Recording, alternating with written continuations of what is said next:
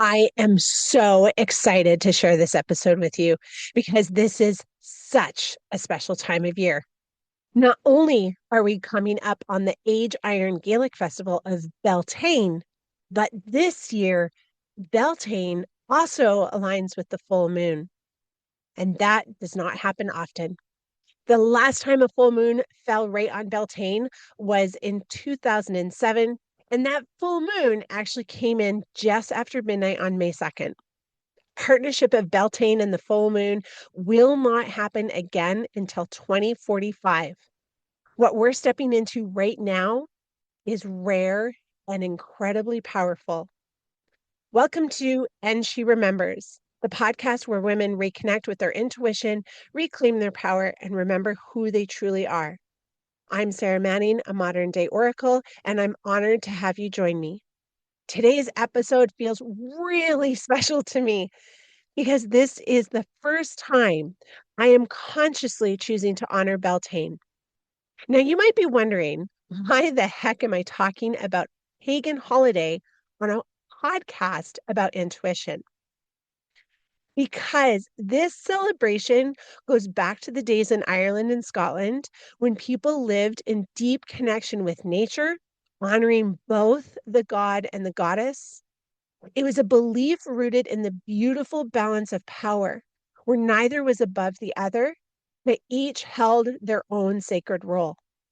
The god was seen as ruling over the winter months, often called the darker half of the year, a time of stillness, rest, and turning inward. And as the seasons shifted, the goddess would rise into the light half of the year, bringing with her fertility, growth, and creation.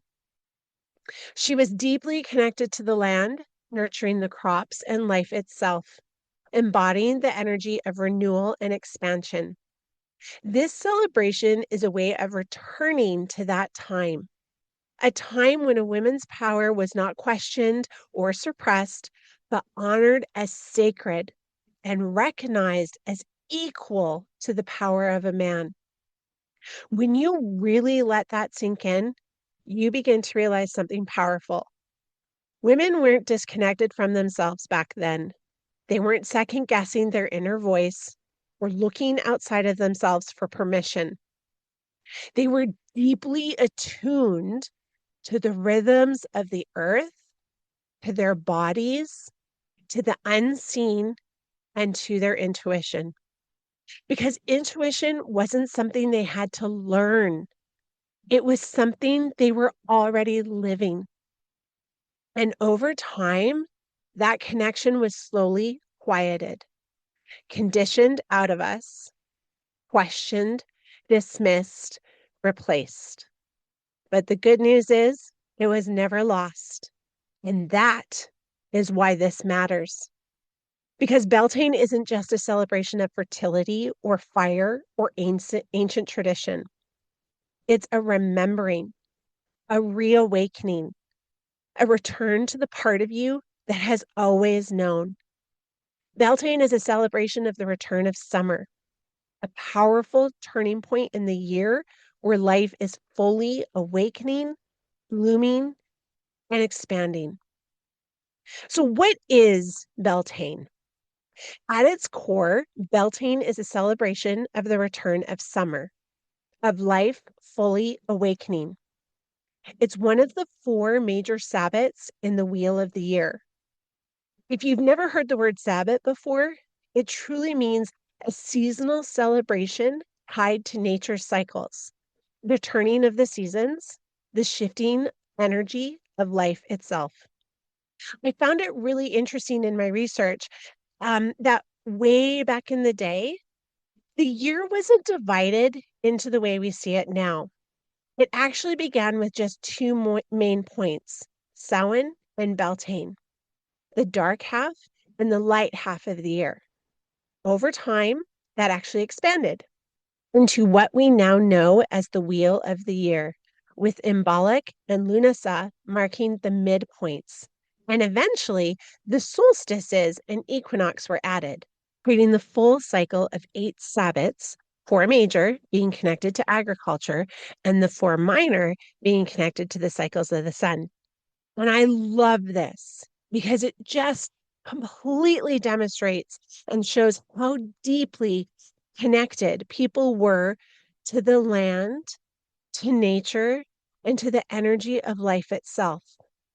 Traditionally, Beltane begins on the evening of April 30th, Beltane Eve.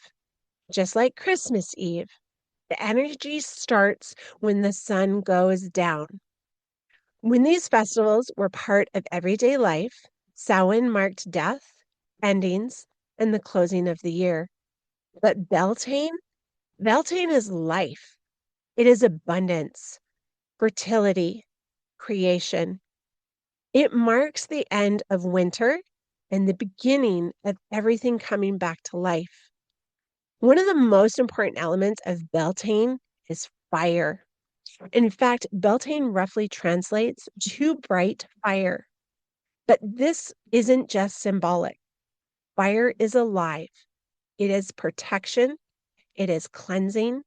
It is transformation. Communities would gather around massive bonfires, dancing, celebrating, and moving with the energy of it. Farmers would even walk their cattle between two bonfires lit from the main Beltane fire. It was believed that by passing between those flames, the cattle would be cleansed, protected, and increase not only their fertility, but their milk production for the season ahead. When you really think about it, it wasn't just about the cattle. It was about stepping through fire and coming out renewed on the other side. The most important ritual, however, was a sharing of the Beltane flame. All hearth fires in the community homes would be extinguished, and the fireplaces would actually be cleaned out. The old ash, the old energy cleared away. But then the new Beltane fire would be lit. Each household would take a flame from that communal fire and bring it back to their home to relight their hearth. So every home, every family was connected by the same fire. Just imagine that for a moment. A whole community standing in the dark, lit only by flame, all connected. Kind of gives me goosebumps. Beltane also invites you into reflection, not from a place of pressure, but rather from possibility. You might ask yourself, what is growing in my life right now? Where am I being called to expand, create, or open? Am I allowing myself to fully live the season I'm in? Don't rush these answers. Beltane has this beautiful, powerful way of amplifying your intuition if you give it space to speak. Allow the flow to happen without pressure, without expectation, and without deciding what your intuition is going to say. Allow it to flow. Another interesting fact about Beltane was the maypole. I actually love this because not only is it symbolic, it's a little cheeky. The pole itself was seen as a representation of masculine energy, a very phallic symbol. And the wreath or the flowers placed at the top, it represented the feminine, the goddess, the opening to the goddess, in fact, and the receiving. The ribbons were woven together around the pole, and they apparently I can't speak. They symbolized union, creation, the weaving together of life itself. It's playful, but also deeply symbolic of the balance Beltane represents and celebrates. I loved learning about Beltane. Now, I have something special for you. Let's do a little guided segment. It's really simple and really easy, and it's something you can come back to. Close your eyes if it is safe to do so. If not, at this time, just come back to this, okay? So again, close your eyes. Take a deep breath in through your nose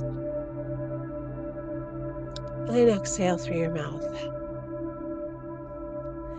Imagine yourself standing in a field. The air is warm, the earth alive beneath your feet, and in front of you, a large, crackling, warm bonfire. This fire represents your life force, your desires, your intuition. Now ask yourself, what part of me is ready to grow? Just notice what comes up. Take a moment. Now, what feels ready to be released?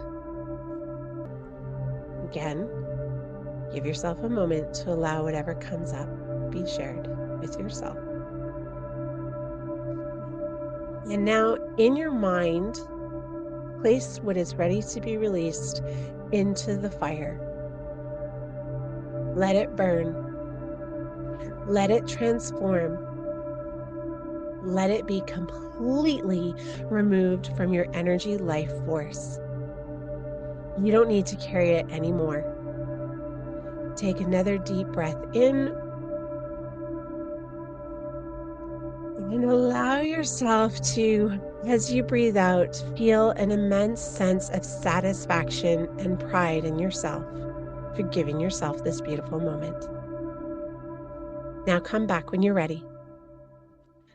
I encourage you to come back to this visualized ritual on Beltane Eve or throughout Beltane and see what continually comes up for you. Now, if you're wondering how to actually honor Beltane in your own home, I've got some things for you. Don't you worry. This doesn't have to be complicated. I'm going to give you 7 ways that will work for you, and keep Beltane in your heart as you do it. You don't have to do all 7, you can pick one and then run with it. One of the simplest and easiest ways, of course, is lighting candles. Fire in any form on Beltane is a beautiful way to bring in ancient energies and connection to this festival. Another way is start your spring planting. For every seed you plant, or perhaps row, infuse them with your intentions for this season of plenty. A third way is decorate your home with your favorite color of flowers, or even better, spring flowers. Consider making a flower wreath if you're able to. I love flowers, but spring has not arrived where I live yet, so I will be just getting some favorite colored flowers and putting them around my home. Another way that you can honor Beltane is take a mindful walk in nature. If you can get away from the city and get into nature, do just that. I know I will be taking my dog to my favorite dog park and allowing some moments of deep breaths and connection to the energy that is currently waking up. Remember, Beltane is an outdoor celebration. So being in nature to thoroughly honor this amazing old festival is a fantastic way to bring the energy in. I love this one. Another way to honor Beltane is dance. Who doesn't just love blaring their favorite song and letting their booty shake to the beat? Just me? I really doubt that, but maybe we'll keep it a secret. I'm definitely going to be getting my moves on. I miss letting the music take me away and swaying my body to the amazing vibrations. So I am going to honor Beltane this way. If you have trees in your yard, you can also hang some ribbons in those trees, just as they did with the maypole. As you hang them, envision the ribbons of energy guiding the way to your goals and intertwining those goals into your reality and in your path of life. Another fantastic way to honor Beltane is get those barbecues lit up and cook something with fire. I'm lucky I have a gas stove, so I use fire every day. But remember, do what you can. It doesn't have to be elaborate. It just has to be felt. Another really interesting aspect of Beltane that I did not know is that they made bannock, what they considered to be bannock. It was Beltane bannock, and it was made out of oat cakes or honey cakes. Another aspect of Beltane that I absolutely love because I have such a deep connection to them is the connection Beltane has to bees. Now, I want to preface this by saying during my research about Beltane, there seemed to be some disagreement as to if honeybees were actually revered at Beltane or not.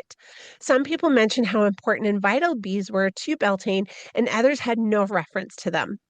However, I truly believe they were a vital part of the celebration, as without bees, there would have been no successful harvests.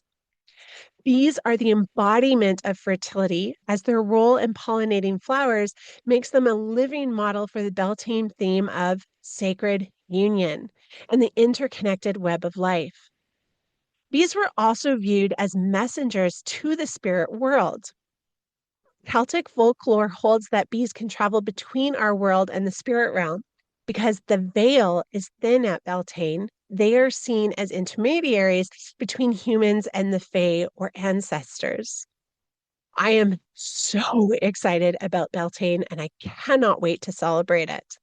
But now let's shift to the full moon. I've always known this moon as the flower moon, and you might have heard that too.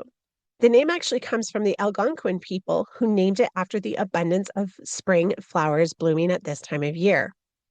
But because this full moon lands directly on Beltane, it is also known as the Beltane moon or even the witch's moon. Beltane moon specifically acknowledges spiritual fusion of solar fire and lunar water, which in my mind and in my heart makes this full moon even more special and powerful. Which is really curious, really interesting because even though this moon is going to be full of potent energies and intentional abundant energy, out of all the full moons, this one's actually going to appear smaller and dimmer than most, even being labeled as a micro moon because it is at the furthest point in its orbit from Earth. So, what is the spiritual significance of this Beltane moon? Well, this particular moon carries deep significance because it falls in the sign of Scorpio, creating a unique tension and opportunity for transformation. I love that this is an opportunity or a moment of union of opposites. Beltane is a fire festival, which is sun and action, whereas the full moon is a water event. You know, the moon is there with emotion. In this year, this partnership represents a sacred marriage of your outer vitality and your inner subconscious depths. If you are experiencing some major shifts in your energy right now, this is exactly why. Another reason why you would be experiencing some major shifts and ups and downs in energy is the intensified manifestation field. Full moons represent culmination and clarity. When paired with the fertility energy of Beltane, it acts as a massive amplifier. What you set in motion or planted during this time is believed to grow with unusual speed and power. As mentioned in a little bit previously, this is also the thinning of the veil. Both Beltane and the full moon are times when the veil between worlds or realms is considered thin. This 2026 alignment is seen as a peak moment for divination, intuition, and communication with spirits of the land or the Fae. I found this really incredible as I had no idea that there was a few times in the year where the veil between worlds and energies thinned. I always thought that was a Halloween or Samhain thing, but apparently this happens at Beltane as well. You might feel things ready to be expressed, your intuition getting louder, a pull towards joy and aliveness, or fears rising up, not to stop you, but to be recognized and released. This moment is like standing at the edge of a field in full bloom and realizing You are not meant to stay small anymore. If you take one thing from this episode, let it be this. You are allowed to grow into the next version of yourself without carrying everything from your past with you. This season is asking you to release what no longer fits so you can fully step into what's ready to bloom. Your intuition will always show you the way if you're willing to listen. If you notice resistance, second guessing, you're not alone because many women were never taught to trust themselves. And in next week's episode, we're going to talk about that exactly. I would also truly love to hear how you chose to honor Beltane and the moon energy. I will be sharing mine over Instagram and Facebook as well. So tag me in your little rituals and the tasks that you're going to do on Beltane. Remember, you can begin celebrating on Beltane Eve, April 30th. It doesn't have to be perfect to be powerful. Your intention is enough. Until next time, trust your intuition, listen to your inner voice, and remember who you truly are.